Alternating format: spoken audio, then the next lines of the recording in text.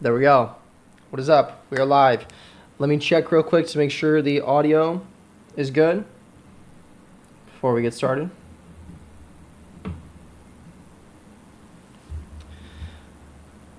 Drop in the chat though. Let me know how you're doing. There we go. What is up? We are live. Let me check real quick. Perfect. No echo like yesterday. That was pretty bad. Welcome to the show though. We are live on YouTube and we're going to be going over some great stuff today. So first, we're going to be talking about what makes someone, especially a man, successful in today's day and age in social media, especially in the coaching space. And then overall as a man that follows the Lord, how can you be successful in the most compelling ways that align with the Lord? And then we're going to talk about how to make Instagram Reels that actually sign clients and build trust, kind of bouncing off of the idea that we talked about the other day. Because if you were not here for the stream yesterday, we talked about building trust with your audience, how to do that correctly, because it's a sort of a tight rope to walk, okay? And then we're going to be asking the question, can gaming make you rich? I'm going to give you my thoughts on this because it's something I've been thinking about, and I'm going to do a little bit of reactions at the end and then react to the chats at the end of the video. So, very first thing, what makes a man successful? It really depends on what you view as success, and that's pretty blatantly obvious, but if you see success as making a ton of money, then you're successful if you make a lot of money. If you see success as following God, probably a lot of you guys have that. If you see success as sleeping with as many women as possible, that's your version of success. If you see success as starting a family, maybe a lot of you achieve that. So it really depends on the definition. And as I talk about in a lot of my messaging and everything, is that I'm a man of God. So God sets the standard for me in my life, and I do my best to live up to his standards for that. Now, there's obviously these worldly standards that you need to take into consideration of what actually makes you successful. Because the homeless guy on the side of the street may think he's successful, but we all know if you're begging for change and addicted to crack, you're not successful. I hope we can agree on that. So, after you analyze what makes you successful, you need to go after that. Now, we're going to be using this Miro board. Let's go over here. Okay. So ultimately, for success, there's a few main areas that people really like to focus on. Let's see this one that's bigger. Oh my goodness. First one is money. People easily see that as a way of success. Relationships, love, a wife, a family, your own family. And then health. I'm going to draw this amazing sign of health here. Terrific. So we have health, wealth, relationships. These are the main three areas people think about success. There's also the one that reigns above them all. Oh my gosh. And that is Jesus Christ, our Lord and Savior, and your relationship with him. Let me redraw my incredible plus sign over here. Terrific. Terrific. So we have the Word of God, health, wealth, relationships. So ideally, you need to kind of have all four of these technically, but this goes to every single one of them. But really, you need all three of these in order to have a fulfilling life. Generally, most of the times, unless you're kind of crazy. Let's dive first into health. What do you need to be successful from a health perspective? Well, I mean, I think we can all agree that being fit makes you successful. So not being fat, not being fat, being fit, being in shape. Also, just based on like mentally, how do you feel on a daily basis? How should we label that? We'll draw a little brain since it's just a drawing kind of day, I guess. Yes, this is a brain. This is exactly how the human brain looks. Terrific. That's a brain. It's not scrambles on the screen. So, mentally, if you are anxious, if you are depressed, this will ruin a lot of your life and gets you even further from success. So, ideally, these are the kind of the big three. Don't be fat, because then that can lead to a lot of problems and shorten your life. Be fit, be in shape. Also, looking good, which kind of branches into this one over here, which we'll talk about in a second. But that's health. Relatively straightforward. And most people in America consider this one to kind of be the easiest out of these three branches. The one people see the hardest out of these is probably mental health, especially nowadays with technology. People find it the hardest to be mentally in a good place. There's obviously a large obesity rate. I think it's over 50% in America now. So that's probably the second biggest problem here. Which also says people are just not fit in general. But the thing is, I don't want to dive too deep into solutions just yet. But if you're fit, chances are your mental health is probably a little bit better. Chances are, though. It's not especially guaranteed. Now, here comes the next one, which is wealth. So there's a few different ways you could go about achieving wealth successfully from a success standpoint. Have an abundance of wealth. But more importantly, first of all, it's survival. Survival above all else. Even the homeless guy on the street is fighting for survival, in a sense, making sure he can get food on his plate. But after you're out of the survival, you have a roof over your head, you have food you can easily put on your table. Then it comes into the next step, which is security, which is very close, but they are different. And you're like, Jake, what's the difference between survival and security? That doesn't make any sense. Survival is like, if you're struggling to survive, you're questioning where your next meal is going to be. You're at a very low point, to put it fair. Security is at the point where maybe you have thousands of dollars in debt and you're not sure if you're going to make rent this month, where you're bordering survival, but you still have food. You know you have backup options if you need. You're just not secure yet. Once you are financially able to survive, that's a big check. Once you're able to financially have security, so I don't know, 10K in your savings and no debt. Well, no debt's a different thing, I guess. Oh, yeah, I guess no debt plays into this. No debt, at least 10K in savings, then you've reached the point of security. Then at this point is where you start to achieve wealth. And a lot of people, most people actually spend their wealth on supercars, women, watches, whatever. Or you can keep that and build actually not just riches, but real wealth, which is, building up capital, having investments, owning real estate, things like that sort that will stay with you for a very long time. So all three of these things, once they are achieved, make you successful from a financial standpoint, right? All to varying degrees. How much survival do you need? Maybe you can get food. Like a homeless person can probably get food. They can probably get water, clean water, can figure a way out to bathe, but just don't have a home. So they have like most of the survival things covered, but not really. Security, they're far away from. You could have partial security where you have roof over your head, a few $1,000s saved up, but you still have like $10,000 in credit card debt or whatever, or your car payment is another $20,000. So you're not all the way past the point of achieving full security.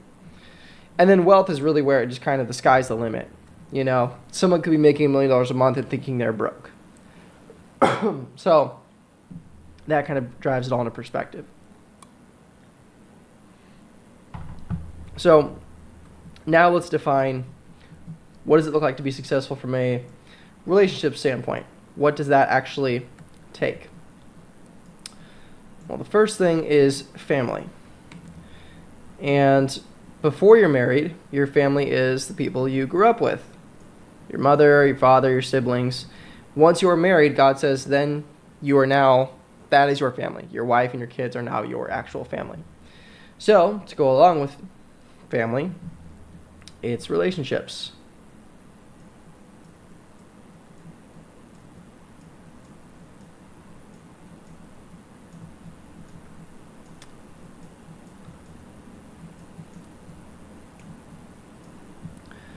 So, if you are in the dating market, you are not married, so this doesn't apply to you technically yet.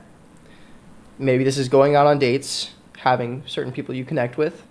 That would fulfill your relationships, make it successful. And for some people that really are into the hookup culture thing, success with relationships is probably having a lot of different connections throughout a week, meeting 5 different girls and sleeping with every single one of them. So that's also where perspective comes in. But then also in here is friends. Because you can never really get rid of your family.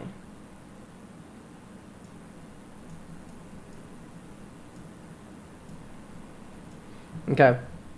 But if you have a lack of friends, I've had this myself where you have a significant other, but only a few close friends. You can call them if you want to, like they'll cover for you, but you don't see them frequently. They're not entirely up to date on your day-to-day life, but more on a quarterly or yearly basis, then you talk, Or you could have literally 0 friends. That would deplete this and not make you successful in this relationships area. So these are the main 3 that if you have them all, that makes you technically successful in the relationships aspect. Now you could look at all 3 of these things and say, wow, Jake, that's a lot of stuff that I have to do to be successful. It all really depends on your perspective on it. But now the biggest thing you have to look at is what is above all these things? Why, that is Jesus. That is our Lord and Savior. Let me put this here. God. He is above everything else. He controls all these things and what those turn into in your life. If you are struggling with anxiety and depression and very upset with yourself, your brain here is not very good, God can save you from that. You must pray, you must believe in Him, you must trust in His path for you. If you are extremely obese, it is a sin to engage in gluttony. So if you give that up to the Lord and instead replace that time where you would normally be binge eating, eating your feelings away, whatever, giving that time to the Lord, He will help you become successful in this area. If you are, let's start from the bottom. If you are not as wealthy as you would like to be, but you're secure, God can help you get there. And a lot of people say, oh, it's harder for a rich man to make it in heaven as it is to get a camel through the needle. I'm butchering that verse, but you know what I mean? Where people say, oh, it's hard for someone that's rich to get into heaven, which is not necessarily true. It depends what you were using it for in God's eyes. And if He can use you and your wealth for a blessing, He will easily provide it for you. If not, then it's like you're either working for God or working for the devil. And if you're making your money and you have the right intentions in mind, you are making your money for God. Because you are giving value to other people. Therefore, they are buying your services in some way, shape, or form and supporting you. So that allows you to have that wealth and financial freedom. If you're not secure yet, you have a roof over your head, you're surviving, but you're paycheck to paycheck, you are in a lot of debt, God can easily take you out of this if you're willing to let this go. Put it in His hands instead of trying to force it and struggle it. He can allow you for that. Same thing for survival. God wants you to survive, and if you truly are following Him, some horrible things may come into your life, but God will save you from every single one of those, as long as you trust and follow in Him. If you have a bad relationship with your family, the home you grew up in, maybe it's struggling, falling apart, you only have a few people in your family you can trust, that's an unfortunate situation, for sure. But God always accepts you into the kingdom of heaven. And the bright future on that end, in that specific scenario, is you can start your own family and restart and make it what God is calling you to turn that family into, of your own. Relationships. God wants us, as men, to find our woman and marry her. There's a woman out there for you. But instead, if you're chasing the modern dating society and all the rules that they go by, such as hookup culture and everything of the sort, God will not have your back on that. Okay? With friends, God wants you to connect with friends and meet other people that are God-like, God-fearing.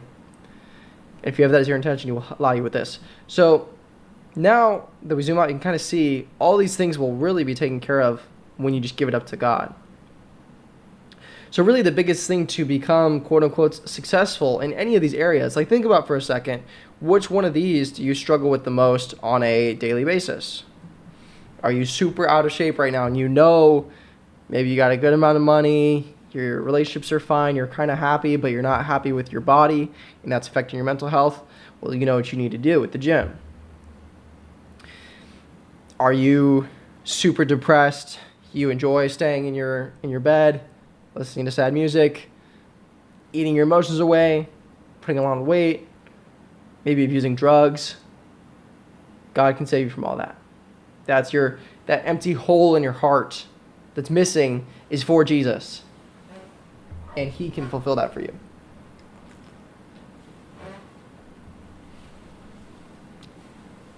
If you are not in the position you want to be financially, like I said, God can bless you with that.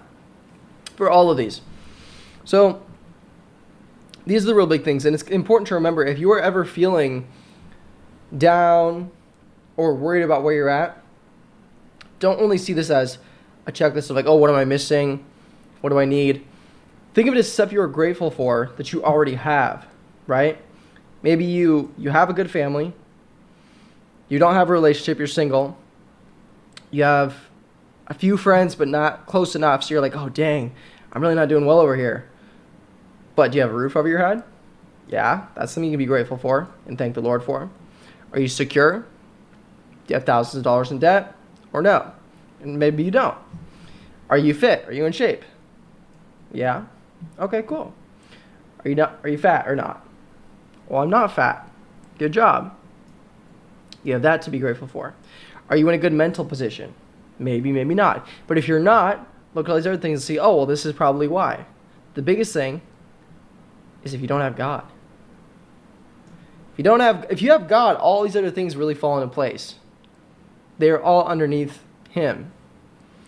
So when you're thinking about, oh, I'm not in a relationship, I don't have any friends, I don't have the money I want, I don't feel the best mentally, we'll also turn it around. Oh, wait, I'm actually in decent shape. Oh, wait, I'm not fat. Oh, wait, I always have a good family I can talk to. Oh, I have a roof over my head. So be thankful for these things and change your perspective on what you currently have, and that will allow you to level up in every other way. Because if you accept Jesus in your heart and you live for Him, you have God up here. And this box being checked matters so much more than any single one of these, any of these, and any of these. Okay? These are all great, and a lot of these, if you do not sin, a lot of these just will be fulfilled. Because sins are not like, people see them as like rules that God has, and it's like, kind of, but it's more just like in your best interest. You know, it's like, why does a mother not want her kid to go play outside past 9 p.m. for his safety? It's not because she wants to control him. It's not because she's a bad mother. It's not that, oh, she's trying to make him conform to rules, technically, but it's only for his best interest. It's only so that he doesn't get hurt, nothing happens to him, and he's safe. It's the same thing with God. The reason it's a sin to overeat and give into gluttony is because it will lead you down poor health. It will lead you to laziness in all areas of your life. The reason God doesn't want you to do drugs and make those drugs a god is because it will ruin your mental health. It could even end your life. The reason God wants you to work hard, not be lazy, is because he wants you to be able to survive and have a living for yourself, have a roof over your head, to actually thrive with him, financially, relationships, and in health. Do not curse your mother and father. Therefore, you will have a strong family dynamic. Love your wife. Be monogamous to her. Wait until marriage. That will make an incredible relationship. Through God, through your partner, through your wife. Okay? So you maybe you're starting to see now, like, all of these things that are sins, everything that's in the Bible is only in your best interest. That is what is required to make you successful as a man. So, screenshot this if you need. Take this as a guide. But we're going to move on into the next topic. So, now I want to talk about Instagram Reels and YouTube and, like, how and why are they important. Let me pull up a board here to show you.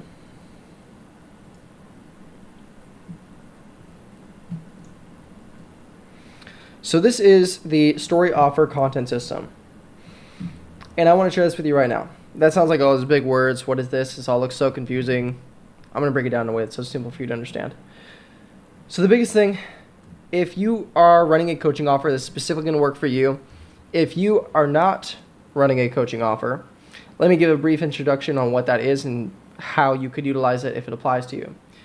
So think of, like, what was the greatest change or transformation that you've had in your life?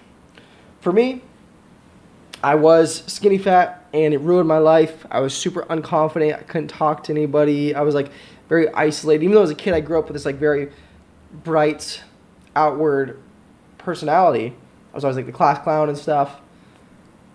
And once I got older, a little bit fatter, people started bullying me, and I got to my head, and I was like, oh, I'm just such a sad chungus. Like, oh man, but I got in shape, and I knew I needed to go be at the gym in the beginning, but I wasn't sure how to do it. I tried at-home workouts, I tried keto, starving myself 1 meal a day, but I would end up binge eating and just ruining all my progress. I wasn't sure what worked until I found weightlifting, started to really like it, did more research, learned, found a system that actually worked for me where I could be consistent, 4 days a week in the gym, 45 minutes per session. Tracking my calories, eating foods that I loved, but were lower in calories, higher in protein. Okay? And that stuff is what absolutely changed my life. Exponentially. Because I literally thought I was so big boned for so long in my life. I literally thought, I was like, I don't have abs. Like, I just thought, like, my parents are bigger. I'm just genetically meant to be bigger. And that's it for me. Instead of realizing, wait, no, like, it's calories in, calories out. I remember the first time I was about 2018 or 19, I started seeing my abs for the first time. And not, because there had been times before where if I, like, flexed and, like, sucked in, there was, like, a little bit of something. But this was, like, non-flexing abs and bicep vein. And I was like, holy cow, that's me? I have abs? I didn't believe it. It was crazy. But that was because of my hard work in the gym and using the system that I did. So I was very passionate from fitness from that point on. But when it came time for me to go to college, everyone's like, you want to go to college? You want to go to college? I come from a family of people that like to go to college. And I was like, sure. It's like, why don't I do something with fitness? I looked into the opportunities of, like, well, what would that take? I would have to do a kinesiology degree. What kind of jobs do the kinesiology people get? So I always knew from a young age I was going to be rich. I didn't know how or what. I didn't know why even, but I just had, if you know, you know. I had that feeling from a young age of, like, I'm going to be rich. I don't know how I'm going to do it.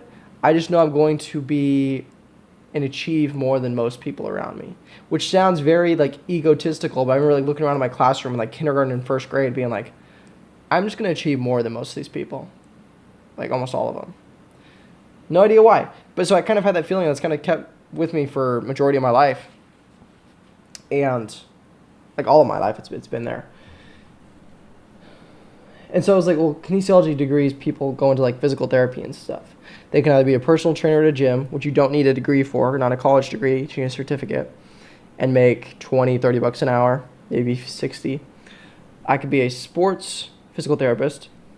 Excuse me. I don't really care about sports at all. So So I was like, I don't care. Plus, it's very competitive because a lot of people in kinesiology were talking about that. Saying, oh, I want to do sports. Don't care.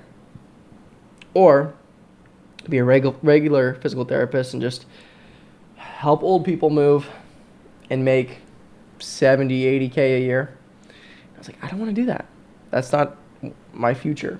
So I was like, I'm not going to go to school for that. I'm going to go to school for interior architecture, something else I'm pretty passionate for, because they make on average like 110K per year, 90 to 110K. So like, okay, at least I'll do that. And then maybe when I'm 40, I'll do like online personal training, like Greg Doucette or somebody does. Because I watched his YouTube videos when I got in shape, and I was like, I'll just do something kind of like he does, like personal train people through the internet. But I had this weird thing in my head. I was like, I'll just do that when I'm like 40.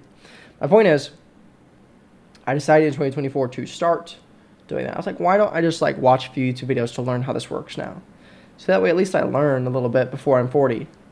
And now we're here. 2 years later. Ran that business, scaled it up to $9,800 per month. Started Scale and Serve. This business I run now, helping other coaches scale their businesses, make the money they deserve, and serve the Lord, serve their clients. And I love it. But the point is, what was your biggest transformation in your life? This could be a multitude of things. And we could refer it back to the other page we were on. Did you help someone or yourself get a really good job? Did you get a job that's really hard to place? Is there a lot that goes into it, but you don't necessarily need a college degree? Maybe you could teach other people how to get placed in a similar job that you did, right? Maybe if you scaled an AI automation business, selling AI automations to companies, you can teach other people how to do that. Maybe you got really good at day trading, made a good amount of money yourself. Now you want to help other people also get into day trading. Maybe you do drop shipping with organic content and you want to help other people do the same thing. These are all coaching businesses. If you help someone get in shape, like I did, if you were really skinny and bullied for it, but you finally added on the muscle after struggling and hearing so many other people tell you misinformation, you can be a coach. You can coach on that. If you were able to conquer your depression without using medications, which everyone told you needed medication, but you did your certain protocol instead, you can coach on that. If you were really ugly and could not get a single girl, had no charisma, but you finally are now able to go on 3 to 4 dates a week through an online strategy, you can definitely coach on that. You can even teach people how to get married, like coach people how to like find their wife, or how Christian men can find a partner. There's so many different areas. You can do the hookup route too, but then you're not serving God, so I'm not going to support that. But my point is, like, any single one of these things that you've done for yourself, you can turn those into a coaching business. And a coaching business, let me show you. A coaching business, more specifically the story offer system that I built after my learning myself, helping scale some other people's coaching businesses, it allows you to build an offer, because the offer is what you sell, right? If you go to Walmart to buy oranges, the offer is the oranges for $4 for a 3-pound bag. That's the offer. Same kind of thing with your coaching. So my offer was helping skinny fat men become strong professional leaders. You're going to build a story offer that doesn't just sell the information and knowledge that you have on your transformation, but you, which gets rid of all the competition. Because in a world of AI, in a world of all these other core sellers and people in the information space, you need to stick out. My unique story about how I heard my friends saying I was skinny fat in the other room, and I came in and I heard them, and I kind of changed the way I thought about them. But it changed the way I thought about myself, and it forced me to change. I hooked up with a bunch of different girls and smoked a lot of weed at a certain time. And because of that, I got mono really badly for like a month. And that required me to actually change and be like, okay, now I need to start getting in shape and actually taking this stuff seriously. So talking about that, building my story offer, people that relate to that will want to buy that from me rather than someone else who just says, yeah, I help busy professional men lose the body fat and build muscle. Okay, so does everyone else. What makes you different? And then this system I'm going to show you right now also can get you so many sales calls, because what you do is you have a conversation with them on Instagram. You go into a Zoom sales call, And then you decide, are they a good fit for your coaching? Some people are not a good fit. You can't help everybody. And it's better that way. You need to say no to any overly needy or bad fit clients and change lives for the people you know you can actually make an impact in. And the cool part is you can charge anywhere from $3,000 to $5,000 for a 4-month, 6-month program. You don't need to spend any extra time managing clients. And then therefore you can make consistent $10,000 to $30,000 per month and keep 85 to 90% of the profit. Because we're not selling a product here. We're not like turning a table that you bought for $100 and selling it for $180 and making a little bit of margin. No, you're selling information. So yeah, there's software and stuff you got to spend, but besides that, you keep all the money. You don't need thousands of followers to do this. You do not need to send DMs to strangers, or you don't need to have an expensive, complex website. Those are a lot of things I see people say, oh, I need a website. Oh, bro, I need a logo. No, you don't. You just need this system, okay? And then you want to post content online to get people to, one, buy into this, and two,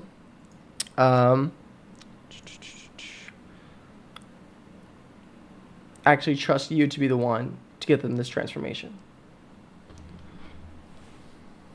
Check something real quick.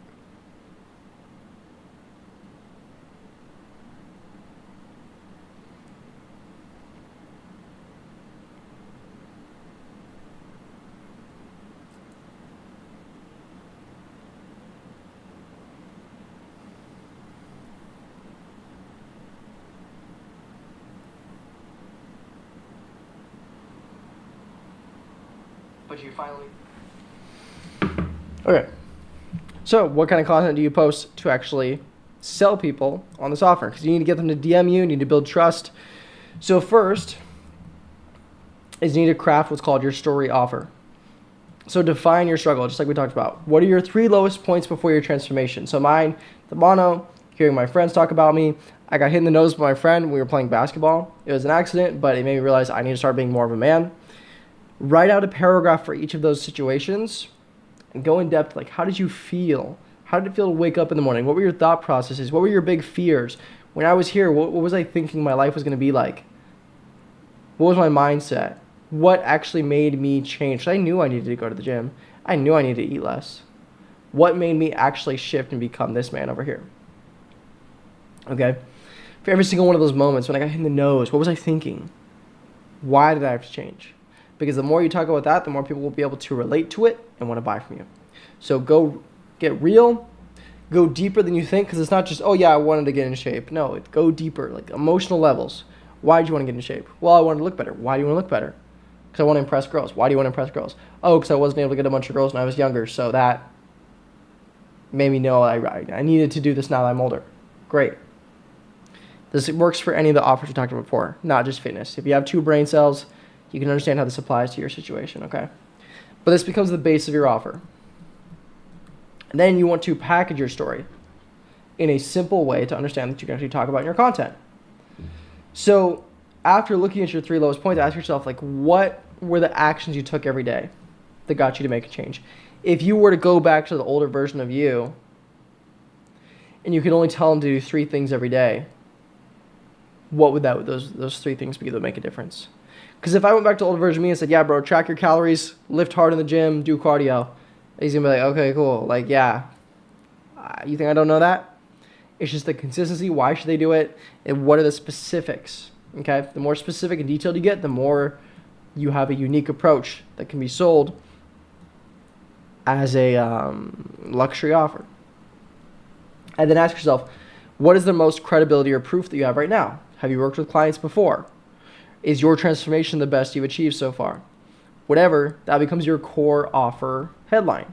Don't think about it very big. Just like, you know, where you see like an ad for pills on the side of a website. It's like, these pills allow you to lose 30 pounds of fat and melt it off in 2 minutes without dieting. It's like, obviously that's ridiculous.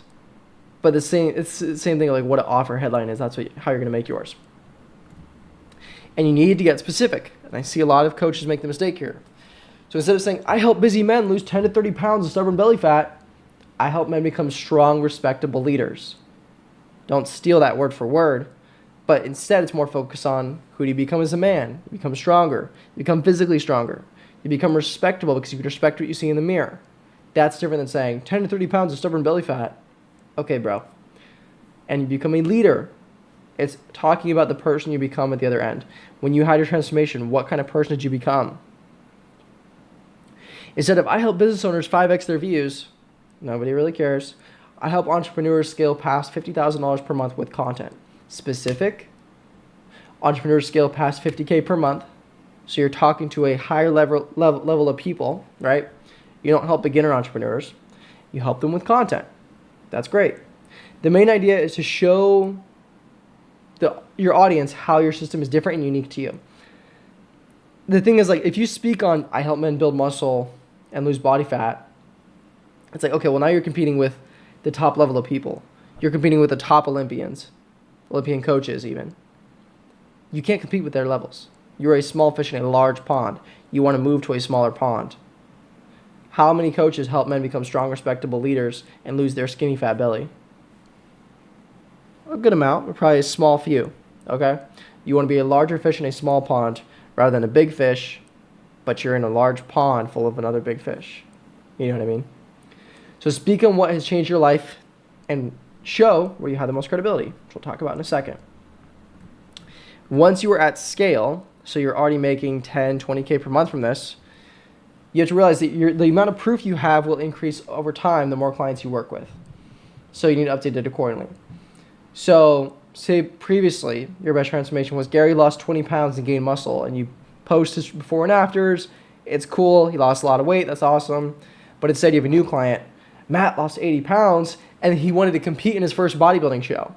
So you have the before where he was like 250 pounds to now that he's 180 on the stage.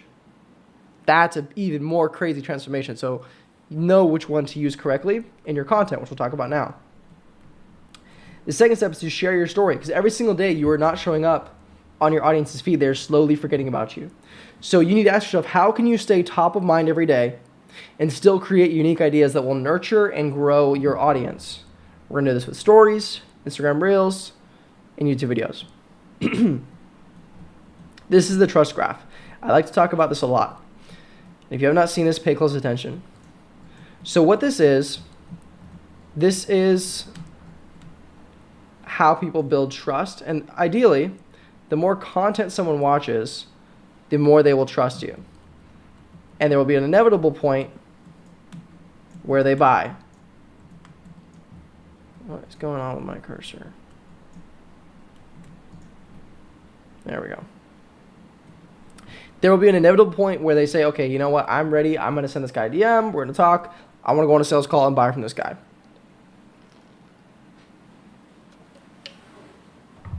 But if someone watches 3 reels and they spent like 3 minutes with you, they barely trust you at all. You are a stranger on the internet. But if they've seen 10 Instagram reels and watched a YouTube video of yours, maybe you spent 20 minutes together. In that video, you give value, you share who you are, the story, everything you went through. Okay, they trust you a little bit more.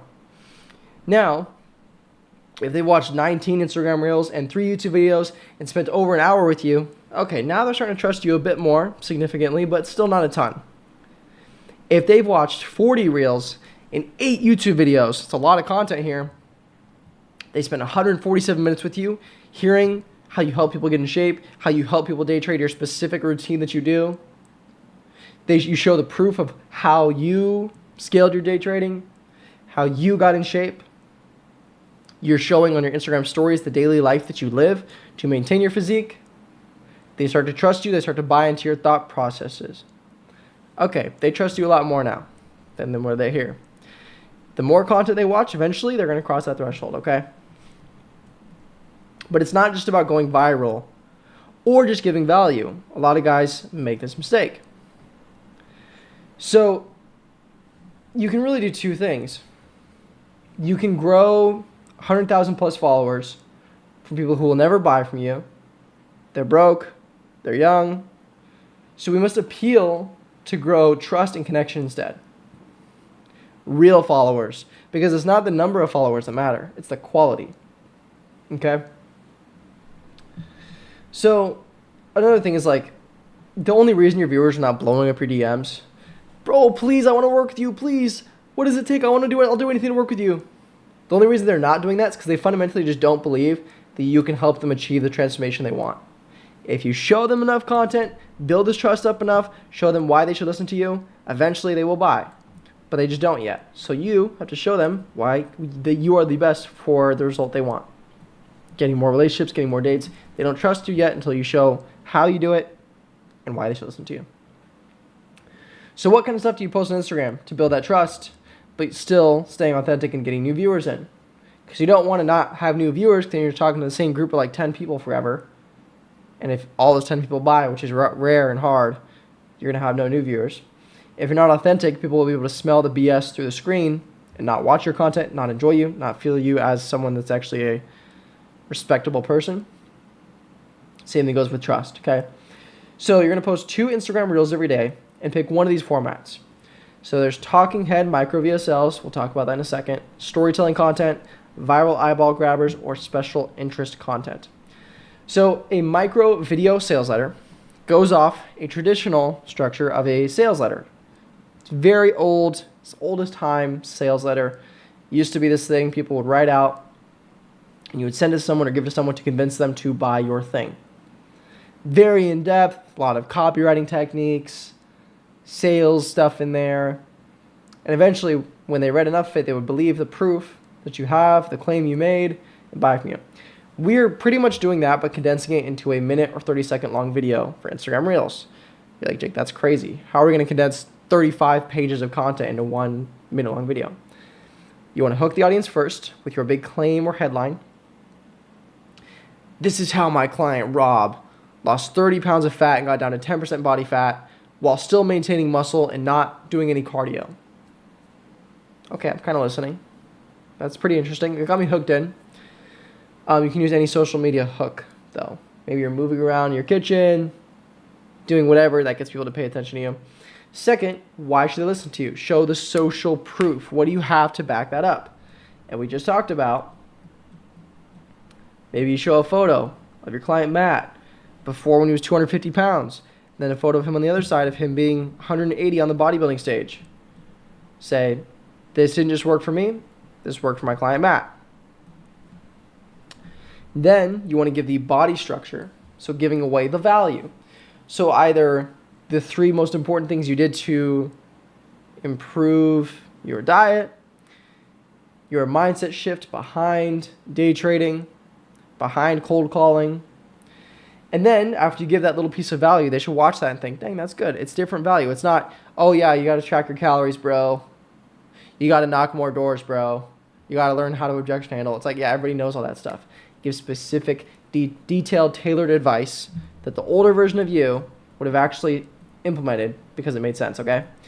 And then after that, remind them, and if you don't believe this works, this didn't just work for Matt, this has worked for me, and you show a photo of you in the background in the green screen, and my client Gary who lost 20 pounds and built lean muscle. Reminding them, proof, proof, proof, proof. Why should they listen to you? And then you can do a call to action, say, either watch more content on my page, or go watch this YouTube video I made, or drop me a follow. Only from those 3, okay? The next one is storytelling content. This can be a talking head video where you're literally just telling a story. You set the camera down and talk, or hold the camera and talk. Tell the story. Keep it a minute or so. You can do a day in the life, recording your day, doing a voiceover, doing a little mini vlog. All right, guys, I'm waking up. Now I'm going to the gym. Now I'm coming back for some deep work. Okay, here's what I'm eating. That works pretty well. You can do before and after with no spoken word, just a trending audio over you, a video when you were fat, video when you're now in shape, video when you were broke and struggling, video now that you're in shape or successful. These are all telling a story and it can get a lot of views. And we're not selling in these. You're not talking about your offer. You're just telling your story, right? Now, these are viral eyeball grabbers because you want to grab more eyeballs from the outside space, bring them in. So either steal the hook or the format of a video that's on your feed, because if it's on your feed, it probably did well as a video, but using your own unique story and mechanism. So if you see a video from a top fitness influencer on how to grow your shoulders and you really like the video, it went viral, got millions of views, take that, but maybe you disagree with the exercises they picked. You can steal the hook, record it differently, Still show yourself because you are you, and that's already making a difference. Because you want to steal like an artist. You don't want to just copy. But give the different exercise. Give the different value. Show the proof or whatever of you.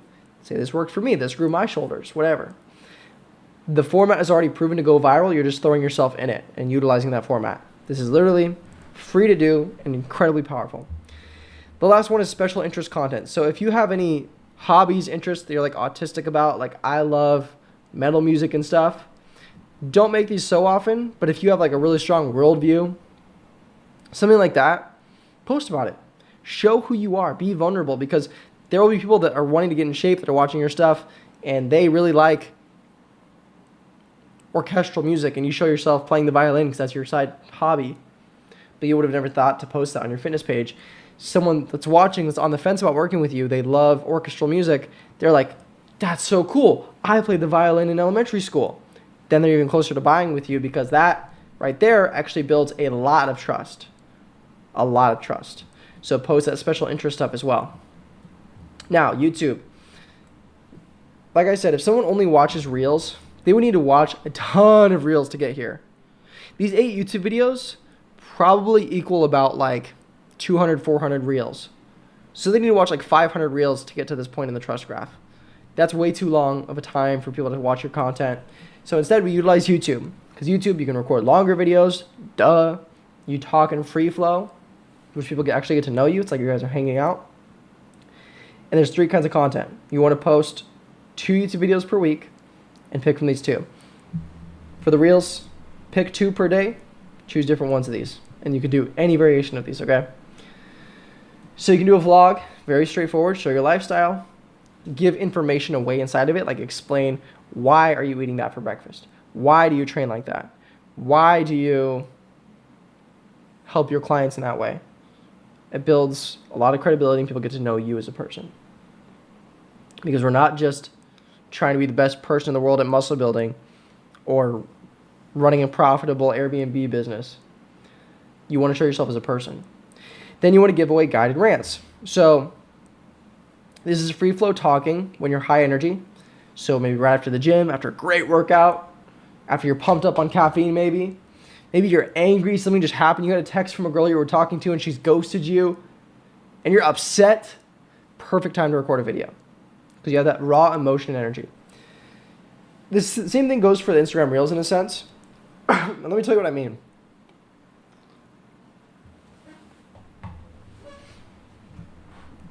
If you really want to tell and talk about a story and something just happened, like someone cut you in line at Chipotle, and it makes you think about people being entitled, like that'd be a great video to record. I want to talk about how people that are entitled are fat and people that are nicer in life or in shape, whatever. Maybe that's your idea for a video.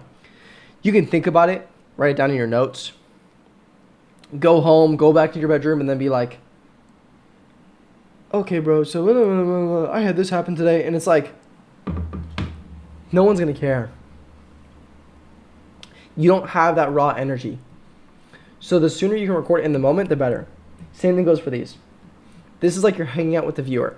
And you want to format in a similar structure to this, but more just like take down like 3 or 4 points that you want to talk about. Maybe it's about how lazy people are entitled, how to stick to your diet when you're on vacation, and how to train hard in the gym. You want to talk about all 3 of those points kind of in a long form video, anywhere from 10 minutes to an hour maybe. And then you post that. No edits, no fancy edits, nothing. Just you straight up talking. And it's not going to get a ton of views all the time. Some of them will. But most of the time they're not. And that's okay, because it's like very hard for people to watch it unless they're actually bought into you. People will watch that video and be like, wow, this guy's giving away good information. I like this guy. It builds trust.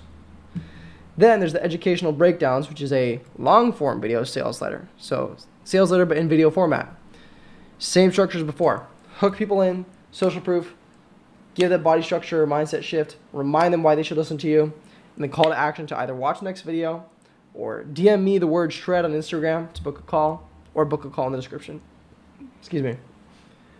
Very straightforward, but You can make a Miro board like this, explain it. You can have a diagram, have a Google document that you wrote out, and just talk about it. This is great. Or the best thing is to give a case study, like how did you get a client in shape? Walk through the entire process. Give away everything. Never think, I don't want to give away too much value. If you give away too much value, most people are not even going to apply it and actually do it. And if they do, they will see the results of the stuff that you say, and they see how they work, and they're only going to want more from you. No one's going to take your value, and most people are probably not going to apply it, but the people that are, they'll be few and far between, but they will apply it. If they get good results, they're going to want to work with you. Okay? So this was like an educational video I did that blew up on my channel. I talked about what it felt like to walk around lean with a six-pack. Talked about how it changed your life, how it changed my mental health and everything. Social proof showing my journey through that. And then gave away the value on how to do it in the simplest terms ever. Consistent workouts. You can watch this video. It's still on my channel. And the call to action was just to DM me on Instagram. And that signed me a lot of clients. This could be also a video sales letter. Okay. Or this could be a guided rant. I forget what this video was. I'm pretty sure it was a VSL though. Then you're going to have one banger VSL that will be sent to leads to pre-sell them on you and your offer. You want to have one of these that's like your magnum opus, where you break down everything that you do for your clients, every single thing. So this simple body structure becomes like everything you do for your clients. And you have people to watch that and then ask them to book a call with you at the end of the video. And if they do, it's game over. They see how your system works. They see the proof and evidence you have. The biggest thing with Instagram and YouTube, now that you understand them, is like refine, test, and recreate everything here, but especially these micro VSLs. And you're going to be making YouTube videos every week. You're going to make 2 YouTube videos a week. So you're going to try different ones of these. Different topics, different concepts, different backgrounds for your guided rants, whatever. And you'll get more clients, so you'll find what people are actually struggling with. And if you can make content for someone going through a problem, if someone's really struggling to stick to their diet and they have to go on vacation, but you make a video on that, they're like, oh my gosh, this guy knows my problems. They're going to trust you even more and then eventually buy from you. And then once you have a base of at least 10,000 views on Instagram alone, over the past 30 days, so add up all of your views for the past 30 days on Instagram, then you can start creating what are called follower ads, where it's simply just this format of a micro video sales letter, and the call to action is to follow you. Make it really banger. Ask people, hey, if you want to learn more, drop me a follow here and watch my past content. You put Instagram, say, give it $5 to $20 per day, and it shows that to a new audience. You can choose exactly who to send it to. I can choose to send it to men in Australia aged 25 to 45 that are interested in fitness and office management. It's going to show it to them. So that really forces people to see your videos, which is great. I'm going to run to the bathroom, and then we'll talk about the third step.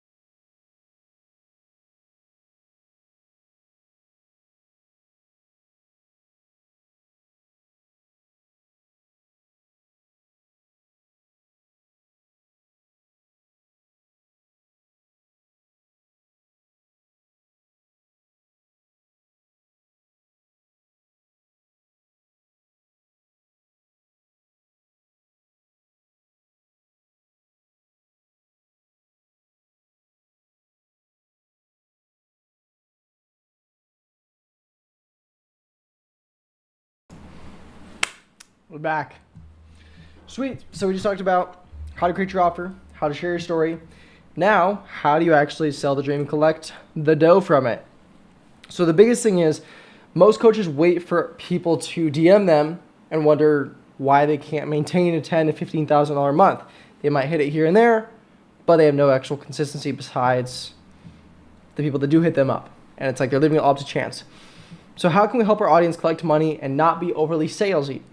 You have to use what are called authority DMs. So anyone that likes, comments, or follows you on Instagram has shown interest in what you do and is allowing you to contact them. So your number one job is to find their goal, find why haven't they achieved it yet, what is their pain, and then offer your solution, either your call / the offer if they are a good fit. So then you must become a sales killer. You've already built your offer and you and your story, so your prospects are already pre-sold on the way you think about things, everything you've been through, they can relate to it. So you DM them to see if they're a good fit. If they are, they get booked for the call. You text them to remind them before, and you get them to watch your core video sales letter that we talked about here that's going to pre-sell them so they can pretty much see step by step what you do for your clients. Okay? And then on the call, you get them to commit. Hey bro, this call is going to be about an hour. Is now a good time? Cool. All I ask by the end of this call, you either give me a clear yes or no, and if we're going to do this, out of respect for both of our time. Okay? Then discovery, find out why are they here on your call? What is their main goal? Why do they want to achieve that? Why have they not achieved that yet? And it's deeper than, oh, I just want to get in shape. Okay, well, why? I just want to look better. Okay, why? I don't like how I look. Why does she like how you look? Oh, I was bullied as a kid. Okay, how is that affecting you now today? Get deep on like why have they not achieved it? Why do they want this result? Okay? This is very important. And then briefly explain, review kind of how your coaching system works. Because they've already seen the video, so they already know it for the most part. You just kind of need to summarize and remind them. And say, yeah, how do you feel about the program? After everything I told you, explaining it all to help you lose the 10 pounds of body fat you want, start feeling more confident in your body to be the strong man for your family. How confident is this what you need to get to that point? 1 out of 10. They say, I'm a 10. Awesome. So the way we're going to do this, it's going to be an investment. We either do $3,000 for 3 months or $5,000 for 6 months. Which one of those works better for you? They will do it. If they need, they might be like, well, I don't know if I have that money right now. Clarify, add more clarity. Maybe they're not sure on the system. They're not sold yet. They don't want to be sold. And then you just kind of need to give them clarity. Be like, well, what do they not understand? Because everything is set up in their favor and they will succeed as long as they follow the things you give them. The biggest thing I see a lot of coaches make the mistake of, don't build your modules and program right away. A lot of guys think they need to have a full program built out before they can even sell their offer, which is not true. So collect those testimonials and wins in your community as well. Ask people, hey, how's it going this week? What's your biggest win? What are you most proud of yourself for? And you can use that in your content to build more authority. That becomes a social proof, right? And you post that on your Instagram stories, in your reels, and this just makes the whole flywheel go even faster as a byproduct, okay? So those are the reels, the content, pretty much the whole system. Just kind of gave all that away for you. I hope you enjoyed that. So now I want to go into something else, something that I was seeing that I'm curious and definitely want to react to.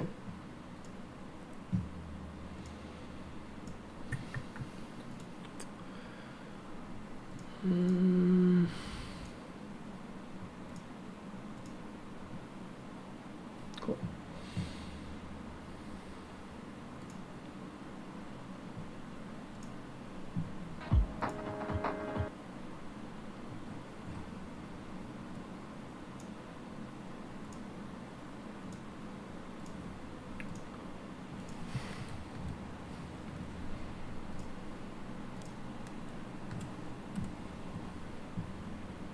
I found my.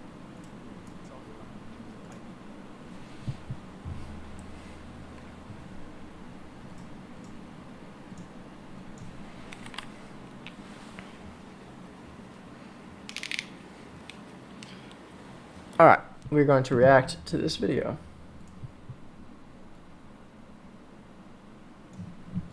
Cyber dopamine here. So I'd assume you've got friends and family. Let me...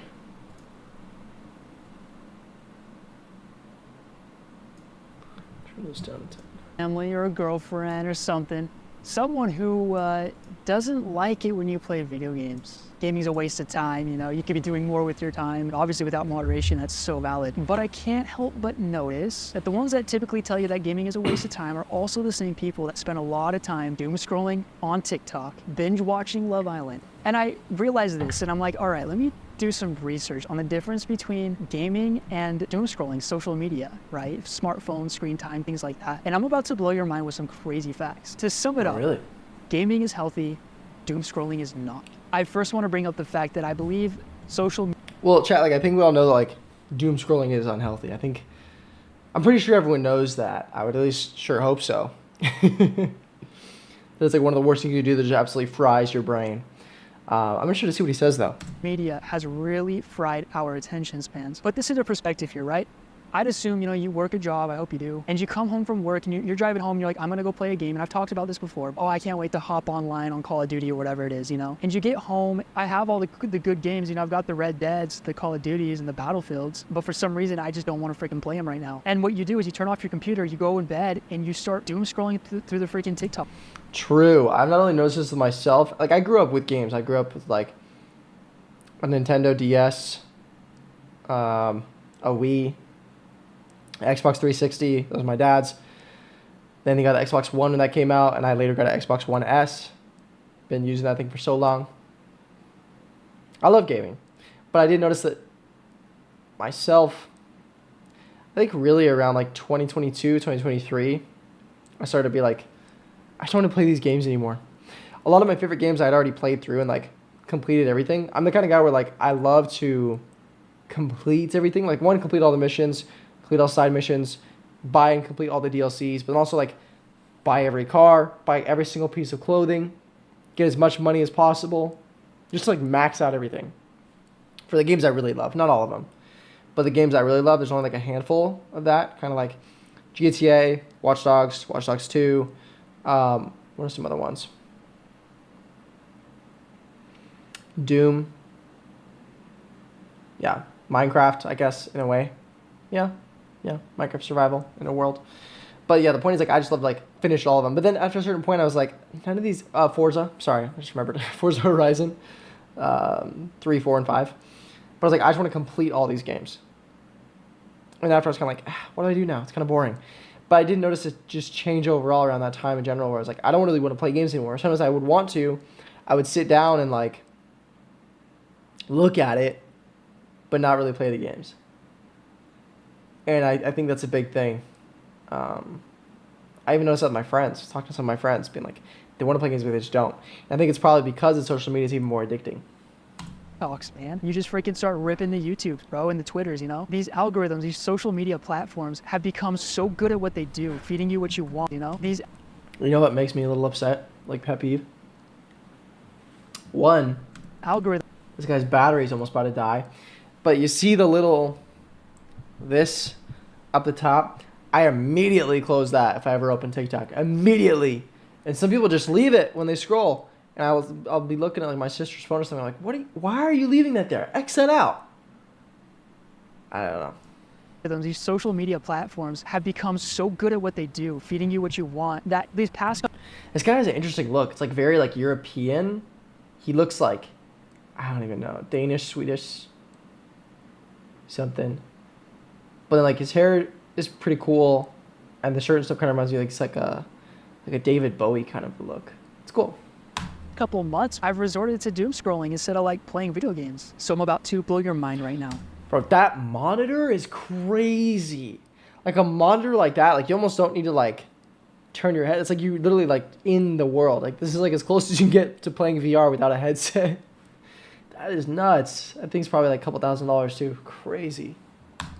The average screen time Bro's like the ultra gamer. Bro is gaming to the max. for Gen Zers is a little over 9 hours a day. Okay. Yeah. I just watched this video looking at like people's screen time and stuff, and like this one girl's screen time was like 10 hours or something, and I thought to myself, that's not bad. That's not the worst thing in the world. But no, yeah, it's true. Even like 7 hours is considered good. Let me check. Let me see what I have right now. I don't check it often. I'm gonna guess my average is like 9 hours and 30 minutes for last week. I'm just gonna guess. Let's see. Ooh. This week my daily average is 6 hours. Doing awesome. But last week, which is what I said, dang it.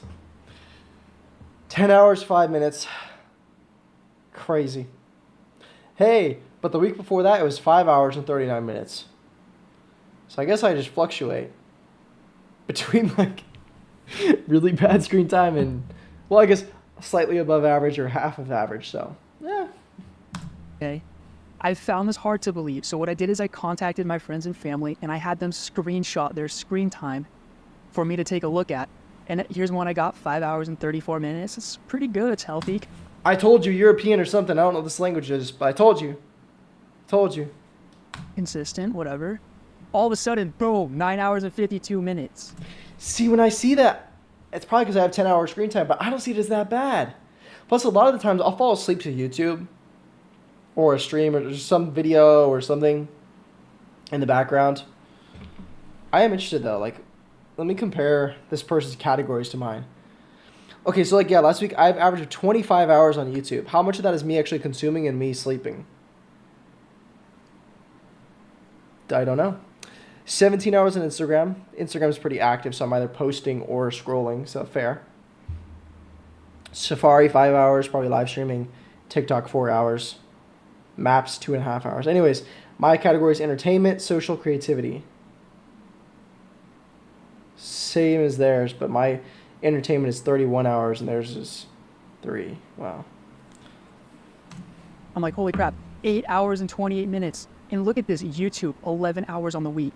TikTok. He thinks 11 hours on YouTube is bad? Brother, try to beat 25 hours and 57 minutes. Dang, and the 2 weeks before it was 26 hours. Woo! It's a part-time job right there. Fuck, 9.5 hours on the Professional YouTube consumer. week. Another 9 hour and 52 minutes. 8 hours and 28 minutes. The freaking proof is in the pudding right here. And the reason why I bring that up is because if you were to tie it into gaming, you know, most of the screen time that we're doing, 60-something% of it is social media. The rest is productivity. And I get like social media is good. You know, it's good to know what's going on around you. But if you're to replace To an extent. 30 or 40% of that, 60% with gaming, I just want to let you know that there's nothing wrong with that. In fact, So I've been very big on like the anti-social media thing for a while. Even like this last summer, I was thinking I got a flip phone. I was going to convert to it, but I had to actually take my.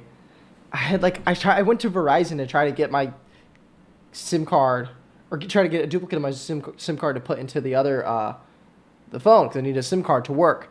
And they were like, "Oh well, with the iPhone, it's actually an eSIM card, so it's not actually a real SIM card. So we'd have to transfer it and do this, and then your phone." I was like, "Bro, why can't it just be a physical SIM card where I just take it out of my phone, put it into the other one?" You have to take out the eSIM and convert it into a regular SIM and then put it in the other one, and then like in order for me to put it back on my phone, I have to come back to Verizon when they're open and have them transfer it. It's like, oh, this is so stupid, dude. Like I do not want to be doing all that. So you can call that an excuse. It probably was, but there's a reason why I didn't actually do it. But there was a time where like I didn't take my phone to the gym. I was taking a notebook. I took my little kitchen timer to record my time in between my sets. Had everything written out for my workouts. Felt a little bit like an old person, but it was cool. I was really focused. No music. Well, no, there were some days I did music where I would do it with the flip phone because I had like MP3 files uploaded onto there, which is pretty cool. But I think it's a good idea. But I don't know about replacing it with gaming. Because I almost don't want a game. I feel like replacing it with reading would obviously be better. I feel like replacing it with working would be best. Creating content on social media, reading the Bible. If I get into a book, I want to finish it in like a week or less. Ideally in the same day, honestly. Which one was it? I read this book, Audition, by Haruki Murakami, a few months ago now. But I think I read this one in like 3 days. I got it, started reading it, because like I have some autism or something going on in my brain. I'm a little retarded. I think undiagnosed OCD, and I sound stupid because a lot of people say, "Oh, I have OCD, I have ADHD," and that always pissed me off.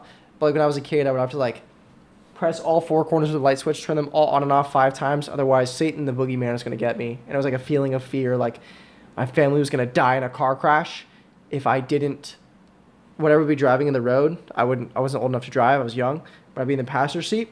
And you know the little like concrete islands things, like have the trees or rocks or the signs or whatever, like as you're driving in the middle of the road, that kind of divides one side and the other. There's the yellow paint when it starts and yellow paint when it ends, to kind of like be a warning that it's there. So I would have to like if it was on the left side, I'd have to close my left eye when it was yellow, and then when it was the concrete, I would have to like barely close my eye, and then when it was yellow, I'd close it again, and then when that border little part is gone, I could open my eye. It was weird stuff like that. And if I didn't do it, it was this immense feeling of like danger, like something's gonna happen. And I've always been very like autistic about organizing stuff and things like that. Like my closet is like first in, first out by color, Roy G. Biv, but also with like maroons and reds after the white, and every color cycles through. And it's just stuff like that. Or my notes app, dude, you should see it. It's crazy. So my brain's always been like that. And I think like whenever I get into a book, I'll do a lot of research on the certain book I want, or the author, or the kind of book. Get very specific and very picky on what kind of book. If there's something I don't like in the reviews I read about it or something, I won't read it. But if I get it, then I love it. And I know I have to start reading it right away, so I'll buy it as soon as I get it. This book, really good, In the Miso Soup by Rumi Murakami. I read before the other one. I read this in one day. I got it from thriftbooks.com. Not sponsored, but they're awesome. Read it in one day. It was a really good read. The ending kind of fell off a little bit, but the book overall, I give it like a 95% rating. This book, I think I read it in 4 days, and it's a bigger book. It's a longer book. It's more smaller text, very in-depth. Haruki Murakami. I like Japanese authors, if you can't tell. But this book is dense, but I read it in, I think it's maybe 2 or 3 days. There was one day where like literally woke up, read it when I woke up, went to a coffee shop, read it all day, came home, ate food and stuff, in bed, read it, stayed up till like 2 a.m. reading it, woke up the next morning, kept reading it, went to a Panera Coffee, got some snacks, ate the snacks and stayed in Panera all the way to like 6 p.m. and finished reading the book. That was like 48 hours of me reading this book. Got it done and I really enjoyed it, but it's like that's kind of the way I consume stuff, so it's like, is that healthy? I don't know, but it's like for me, if I start reading a book and then I stop, it's like I'm never gonna pick that book up again. Like if I don't keep going, and if it doesn't hook me like into it enough. But I think replacing scrolling with reading would be good. I just have to find a way to balance that. But if you're a normal person, you could probably switch it with reading, because reading is so great because you can get so immersed into it, and it really makes you think way more than scrolling. Scrolling, you don't have to think at all when scrolling. It is encouraged that you game instead of going through these freaking endless For You pages. So check this out. I did a lot of research, and I'll put the articles in the description, but I want to show you 2 things that really freaked me out when I read them. There was a study done with about 150,000 participants in the UK. It's from UK Bio. They do a lot of this stuff. This one was aimed towards Alzheimer's, and it has nothing to do with gaming, but what this article highlights is that, they had to separate people that have different hobbies, right? So people that play more than 5 hours of games a week were put in a specific category, other hobbies like biking and things like that. To get to the point, those that played games frequently had up to a 19% less chance of developing Alzheimer's than when compared to those who never played games. And I checked its credibility, and I encourage you to check it too. These guys know what they're doing, and this is what they're claiming in this article. Obviously, it's an up to 19%, right? It can vary from 1 to 19, but regardless, that potential is a huge deal. So about to show you another article that will freaking blow your mind. And you've probably heard about this one before. So it's called The Impact of Video Games on Training Surgeons in the 21st Century. And I'm not gonna read it to you, but I'm gonna sum it up. Current video game players made... Okay, this is great, but also like I don't like that people rely on studies so much in our day and age. I think studies, especially with my background in the fitness space, I realize how much they can be construed, and like you just got to pay the right people to say the right stuff, and like you can convince a study to go any single way. Some people say, "Oh, cite your sources with a study. Oh, this has been peer reviewed," and but it's like you can make a study say whatever it want if you have the right money. Lies, biases. I don't really. Not that I don't believe in studies. There's probably good studies, and if there's enough studies on something that says the same thing over and over, it's more likely not to be true. But like, I just don't agree on with a lot of them. I just don't think people. I think people depend on studies too much, and it's like that's not a end all be all on anything. 32% fewer errors and performed 24% faster and scored 26% better overall when compared to their colleagues that don't play video games. And this is Dude, the screen is so big. Imagine he has to look at how many like rounds he has left in his gun. Let's look over to like to the far right bottom corner. That's a long way to travel my head. I'd rather go on my 16:9 TV, bro. But it is cool though. I can't admit, can't deny. regards to surgeons, people that freaking work on the body. Also, you guys don't have to sub if you don't want to sub, but if it's your vibe, it's your vibe. You know, you do you. But there's a part of your brain called the hippocampus, and I'm not. That was one of the most chill call to actions ever. Like 2 seconds. You don't have to sub if you don't want to, but if you want to, do it. Hey guys, you know what? Hey you watching this video, you don't have to subscribe, but if you want to subscribe, you can. That's cool. It's cool if you want to. Thanks, guys. Maybe I should start using that. I'm not going to go into that, right? This is not my job. It's the part of your brain that renders short-term and long-term memory, and then also is kind of responsible for like spatial mapping. So like the environment around you and memorizing where to go and where not to go, and like, you get the point. But that part of your brain when you're gaming is working out constantly. Whereas when you're consuming content, when you're doom scrolling on TikTok, you are being fed information that is just given to you on a platter. With gaming, you are hunting for your food, right? You are outsmarting the other person who's trying to gun you down, and you're deciding to run back this wall and then jump through the window and flank them from behind. You are constantly using critical thinking and problem-solving ability. But I like playing more campaign story-focused games. I understand what he's saying about multiplayer stuff, because like that's true, and it's like you are playing with humans most of the time. So it really is like human mind versus human mind. But it's like, if I were to go on BO3 multiplayer and play with bots, it's like, that's not doing the same thing. But even good story-based games make you think. Like Resident Evil games make you definitely think with the puzzles and stuff. Even the Call of Duty campaigns, which are very straightforward, sometimes make you think about strategy and like, if you're losing to a level over and over and over, you really got to think. But aside from that, yeah, I think it depends on the game, but... to outperform the other opponent in the game that you're playing. You're trying to win. So your brain is working constantly when you are gaming. It depends on the game too. Like Elden Ring, yeah, bro, you're at 100, but you play a game like Stardew Valley, you're still using your brain, but not to the extent of which you would on Call of Duty, right? First-person shooters and things like that. But here's another study. This one's crazy, and the link is below. They did a study with a bunch of kids. Kids would score 2.5 points higher with IQ than those that wouldn't play video games. That's another one. You can read about it. I'm just skimming it off the top. I mean, the evidence is there that gaming is pretty good for the brain. And I'll back myself up by saying, obviously gaming isn't the healthiest option or the best thing you should be doing. Without moderation, yeah, it could be a waste of time. But now let's look at the opposing side of the team, which is short form content and just consuming content in general, doom scrolling. But before that, I want to give a shout out to you, Green. Dude, it's so bad. Like even seeing these kind of, there's like B-roll footage of him being on stuff. Even I'm kind of like, whoa, what is this Navy SEAL's demonic encounter? What? It's so bad. Our brains are so rotted. Because it seems so appealing to just scroll. And we convince ourselves it's relaxing, but it's quite literally the opposite. It just gets your brain going and like on heightened emotions for so long without ever like giving you anything. And just consuming content in general, doom scrolling. But before that, I want to give a shout out to you, Green. I'm sure you get tired carrying a freaking bag full of cords everywhere you go. This is why this thing has been so essential in my life from here on out. It's the Ugreen Nexode 165 watt retractable power bank. And it's got this built-in retractable USB-C cable. So it's almost 2 pack and it's size, and you can take it on a push 100 ports once. The juice to keep, you see what's carrying. But these new short... Go support this guy. This is a good video. Support it. Go to his page, watch his stuff. Drop him a sub if you like his stuff. Short-form videos is such a new thing. There's not a lot of studies going into the brain, not a lot of MRI scans. But what we can take away based off the research that has been done, there's a really big thing going on when you're going through short-form content. You're swiping through one thing and it's a June bug. It's a documentary about a beetle. Then the next it's about an F-35 fighter jet.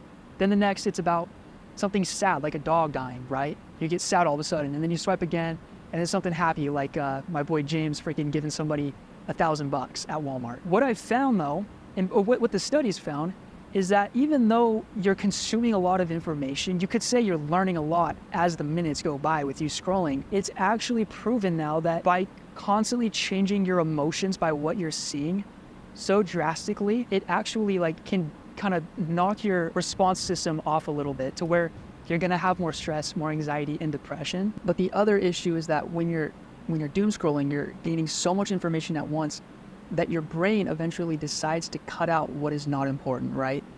And the more you doom scroll, That's true. Yeah. Like, have you ever been like deep in like a scrolling session, either for like one actual session of sitting down or like a good day or two where you've been mostly scrolling for majority of the days?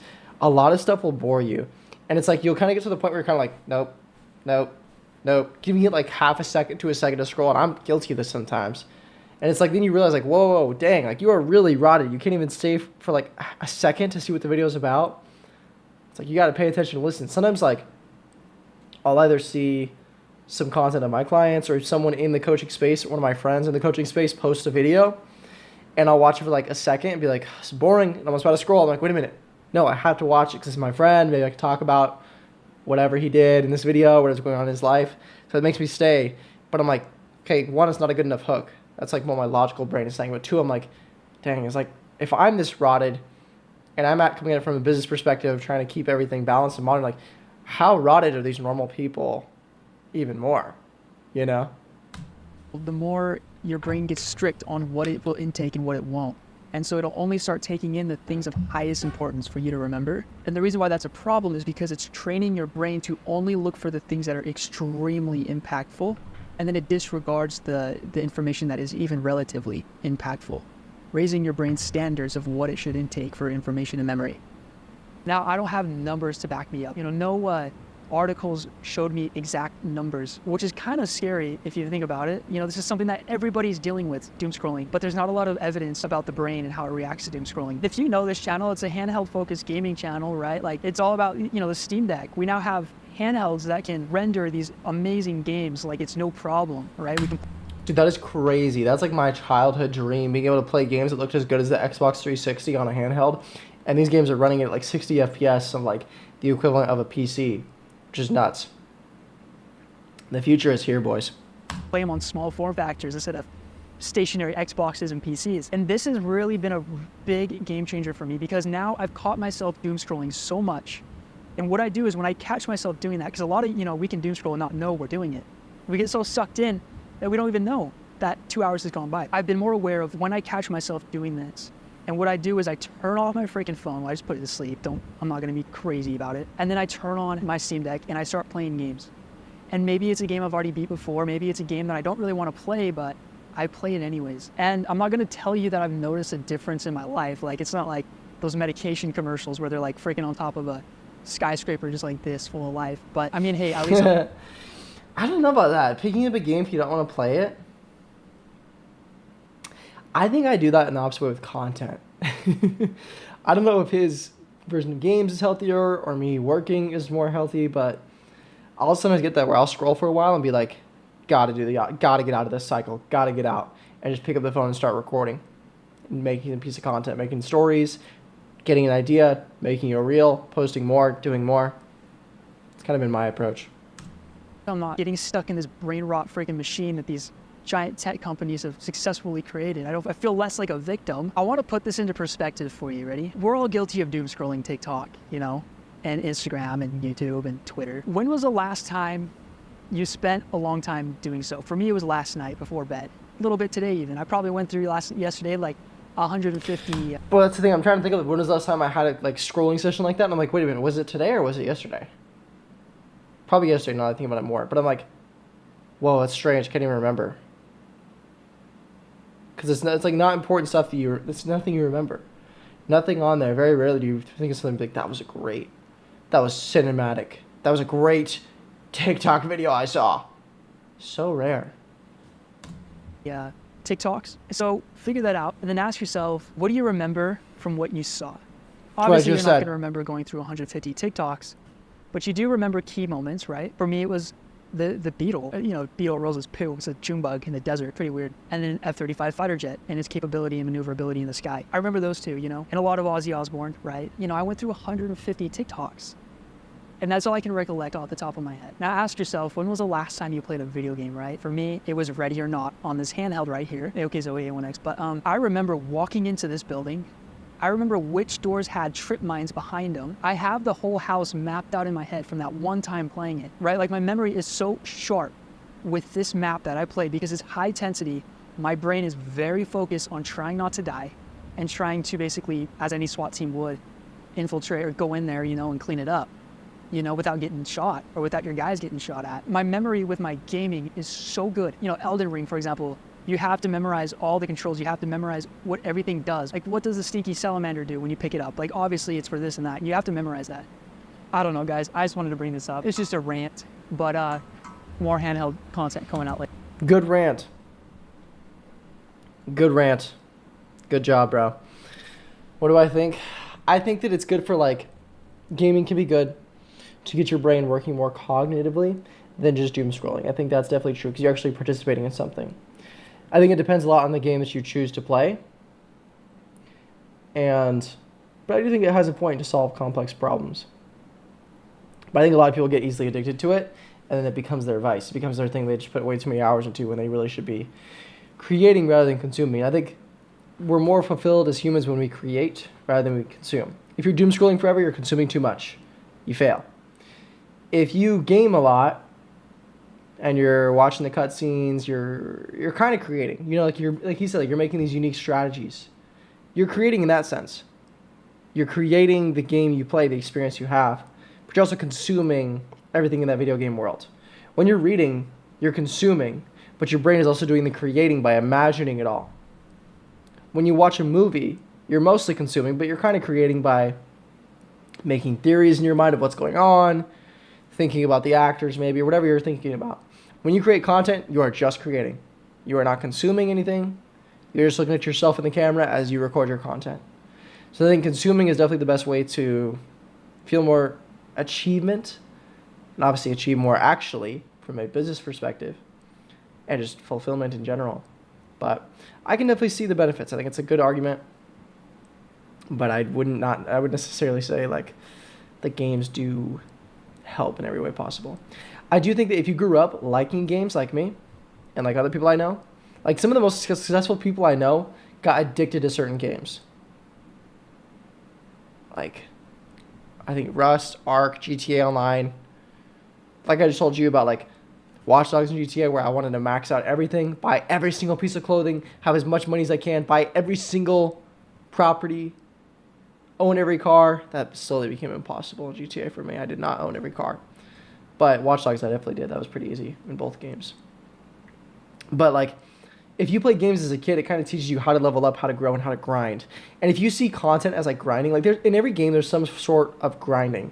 In Fortnite with the Battle Pass back in the day, or even now I guess, is you gotta go, you gotta land tilted towers, you gotta get the 25 kills with the shotgun or whatever, and then try to hit as many of the challenges as you can. That's the grind.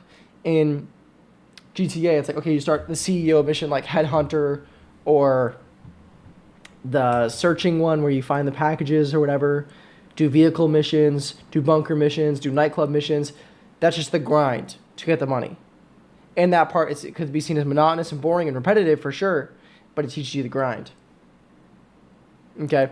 And if you can get used to that and also seeing the results in the game, especially when you're young, because when you're young, you don't necessarily need to be building a business. Some kids do that at 16, 15, 18, cool, 20, but you don't need that.